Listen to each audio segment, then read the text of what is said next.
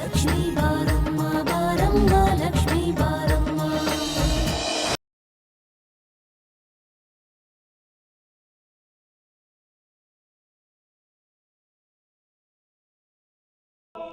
ಅದು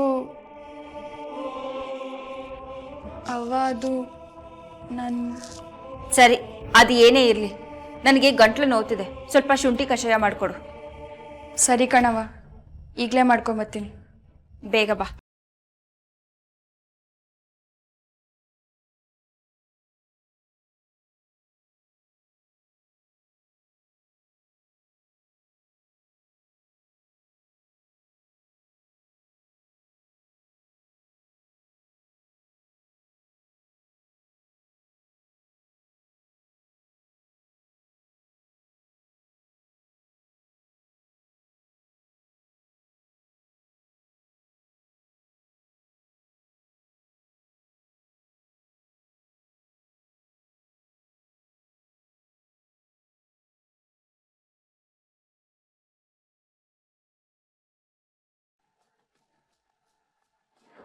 ಅನ್ನ ತಿನ್ನೋ ಮನೆಗೆ ಕನ್ನ ಹಾಕೋ ಅಂತವನ್ನ ನಮ್ಮ ಅಣ್ಣನ ಮಗ ನಂಬ್ಕೊಂಡು ಕೂತಿದ್ದಾನೆ. ಇದನ್ನ ಹೀಗೆ ಮುಂದುವರಿಯೋಕ್ ಬಿಟ್ರೆ ನಾವೆಲ್ಲ ಕಂಪ್ನಿ ಮಾರಿ ಬೀದಿಗೆ ಬೀಳ್ಬೇಕಾಗತ್ತೆ. ನೋ, ಅದು ಈ ಜನ್ಮದಲ್ಲಿ ಸಾಧ್ಯ ಇಲ್ಲ. ಕುಮುದ ಹಾಗಾಗೋದಕ್ಕೆ ಬಿಡೋದೇ ಇಲ್ಲ.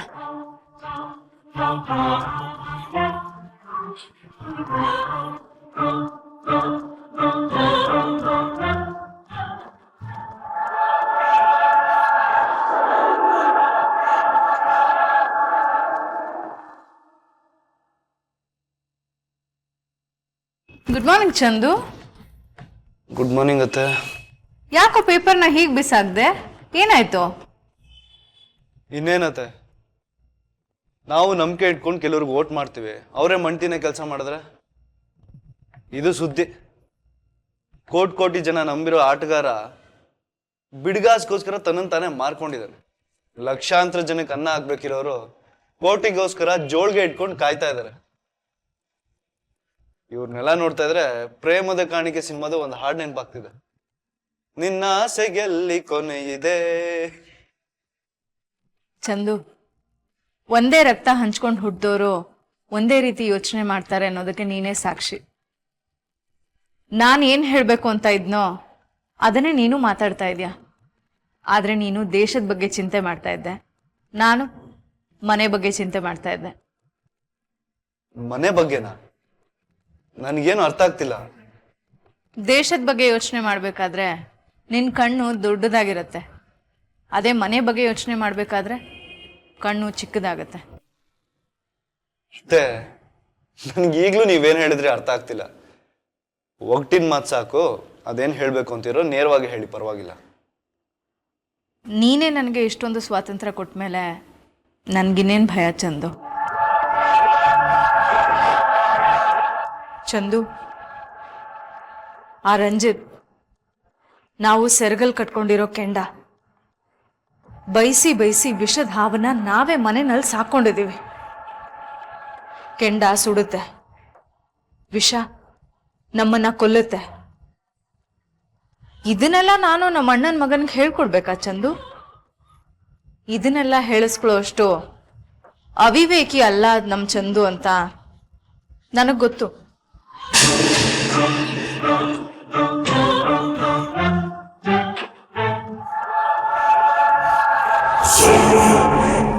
ನಾಡ್ ಕಟ್ಟೋ ಯೋಗ್ಯತೆ ಇರೋ ನಾವು ಬೀದಿಗೆ ಬಂದ್ಬಿಡ್ತೀವಿ ಚಂದು.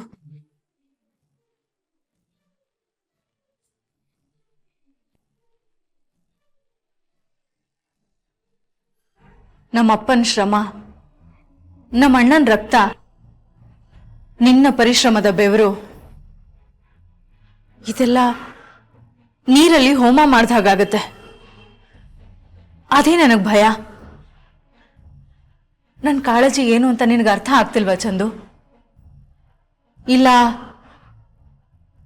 ನಮ್ಮತ್ತೆ ಸಂಬಳಕ್ಕೋಸ್ಕರ ನನ್ನ ಹತ್ರ ಕೆಲಸ ಮಾಡೋಳು, ಇವಳ ಮಾತನ್ನ ನಾನು ಯಾಕೆ ಕೇಳಬೇಕು ಅನ್ನೋದ ನಿನ್ನ ಭಾವನೆ? ಮತ್ತೆ ಯಾಕೆ ಎಮೋಷನಲ್ ಆಗಿ ಏನೇನೋ ಮಾತಾಡ್ತಾ ಇದ್ದೀರಾ? ನೀವು ಕಂಪನಿ ಕೆಲ್ಸದವ್ರು ಅಂತ ಯಾರು ಹೇಳಿದ್ ನಿಮ್ಗೆ? ನೀವು ನನ್ನ ಹಾಗೆ ಈ ಕಂಪನಿ ಪಾರ್ಟ್ನರ್, ಈ ಕಂಪನಿ ಉತ್ತರಾಧಿಕಾರಿ. ನೀವು ಕಂಪ್ನಿ ಕೆಲ್ಸದವ್ರು, ನಾನ್ ಮಾಲೀಕ. ಇದೆಲ್ಲ ಏನ್ ಮಾತಾಡ್ತಿದ್ದೀರಾ? ಇದು ನಿಮ್ ತಂದೆ ಕಂಪನಿ ಕೂಡ, ನನ್ನ ತಂದೆ ಕಂಪನಿ ಕೂಡ. ನಾವಿಬ್ರು ಈ ಕಂಪ್ನಿಗೆ ಪಾರ್ಟ್ನರ್ಸು, ನಾವಿಬ್ರು ಈ ಕಂಪ್ನಿಗೆ ಮಾಲೀಕರು, ನಾವಿಬ್ರು ಈ ಕಂಪ್ನಿಗೆ ಉತ್ತರಾಧಿಕಾರಿಗಳು. ಸುಮ್ಮನೆ ಏನೇನೋ ಮಾತಾಡಿ ನನ್ನ ಮನ್ಸಿಗೆ ಹರ್ಟ್ ಮಾಡಬೇಡಿ ಪ್ಲೀಸ್. ಸುಮ್ಮನೆ ಎಮೋಷ್ನಲ್ ಆಗ್ಬೇಡ ಚಂದು. ಕಂಪ್ನಿನೇ ಬೇರೆ, ಮನೆನೇ ಬೇರೆ. ಎರಡನ್ನು ಒಂದೇ ತಕಡಿನಲ್ಲಿ ಹಾಕಿ ತೂಗಬಾರ್ದು ಚಂದು.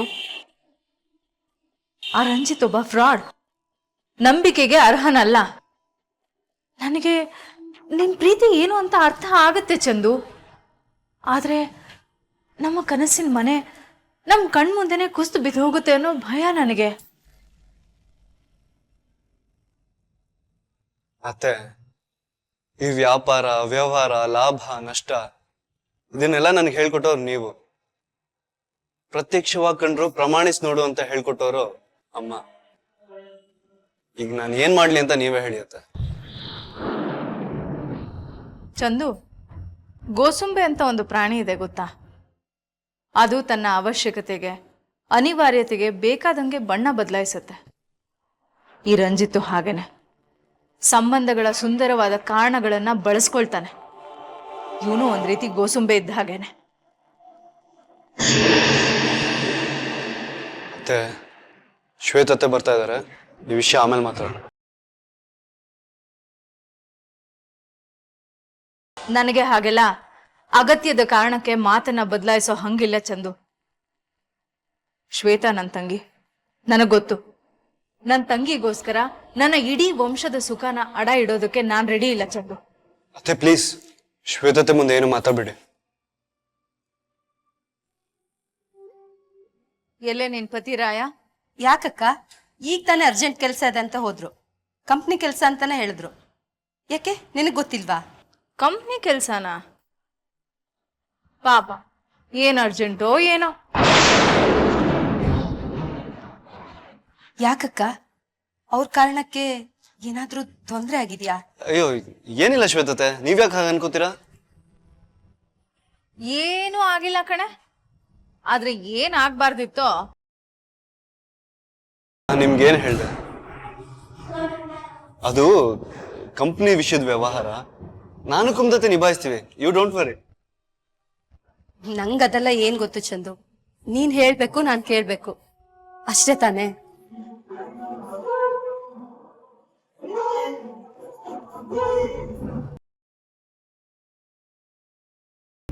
ಅವಳ ಹತ್ರ ನಿಜ ಹೇಳ್ಬೇಕಿತ್ತು ಚಂದು.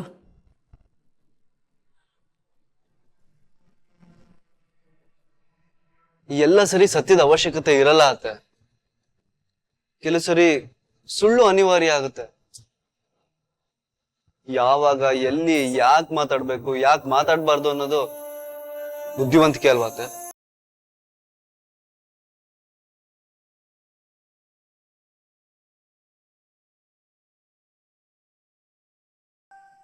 ನಿನ್ ಮಾತು ಅರ್ಥ ಆಗದೆ ಇರೋ ಅಷ್ಟು ದಡ್ಡಿ ನಾನಲ್ಲ ಚಂದು. ಆ ರಂಜಿತ್ ಒಬ್ಬ ನಾಯಿ, ಸಾಕಿದ್ ನಾಯಿ. ಸಾಕಿದ್ ನಾಯಿ ಕಚ್ಚೋದಿಲ್ಲ, ಆದ್ರೆ ಕಚ್ಚಬಾರ್ದು ಅನ್ನೋ ಕಾನೂನೇನಿಲ್ವಲ್ಲ. ನಾನು ನಿನಗೆ ಕೊನೆ ಸಾರಿ ಹೇಳ್ತಿದ್ದೀನಿ ಚಂದು, ಒಂದು ಈ ಮನೆಯಲ್ಲಿ ಆ ನಾಯಿ ಇರಬೇಕು, ಇಲ್ಲ ನಾನಿರ್ಬೇಕು. ನೀನೇ ಡಿಸೈಡ್ ಮಾಡು.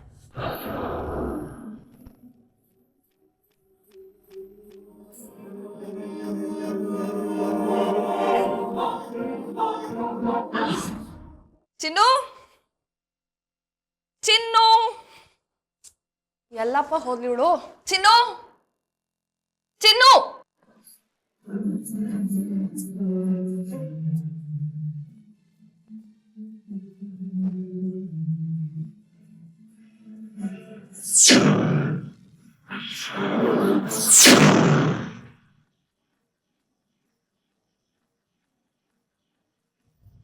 ಅಕ್ಕ, ಚಿನ್ನು, ಎಲ್ಲಿ ಹೋಗಿದ್ದೆ?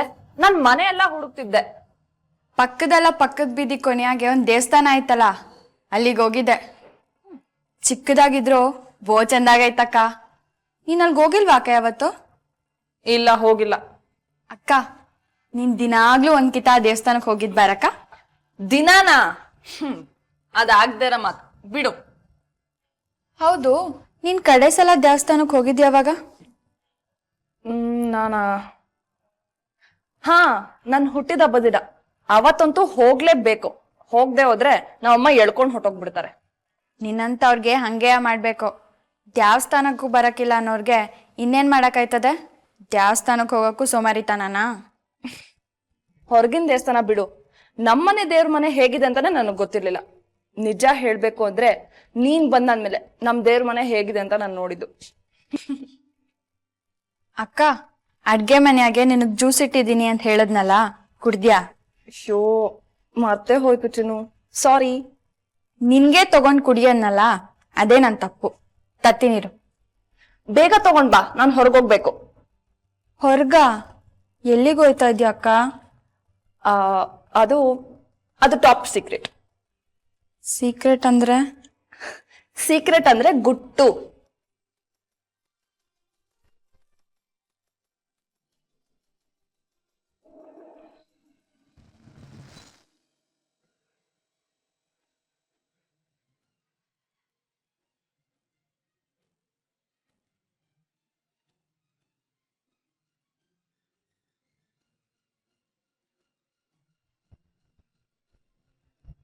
ಕುಮ್ದತ್ತೆ, ಎಲ್ಲಿಗೋದ್ರು ರಂಜಿತ್ ಮಾವ?